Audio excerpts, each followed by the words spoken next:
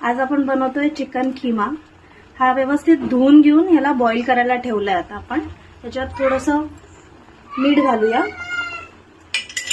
चवीपुरती हळद घालूया आणि आता हे व्यवस्थित मिक्स करून शिजेपुरतं बॉईल करून घेऊया। आता आपलं हे सगळं खिम्याचं साहित्य चिरून रेडी आहे। आता आपण घालूया 4 चमचे तेल, त्यावर कढीपत्ता, कांदा घालून घेऊया।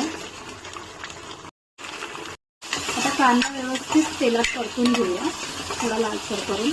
किमा बॉईल करताना आपल्याला थोडे अख्खे मसाले घालायचे, दालचिनी, काळी मिरी आणि लवंग, तेजपत्ता घालूया, टोमॅटो घालून घेऊया आपण, हा पण व्यवस्थित शिजवून घेऊया। आता घालूया अद्रक आणि लसूणची पेस्ट, मिरची पावडर, मसाला आहे जो आपला स्पेशली बनवला।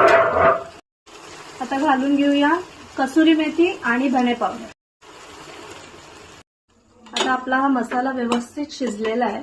आता याच्यात आपण शिजलेला किमा घालून घेऊया, चिकन किमा घालून घेऊया।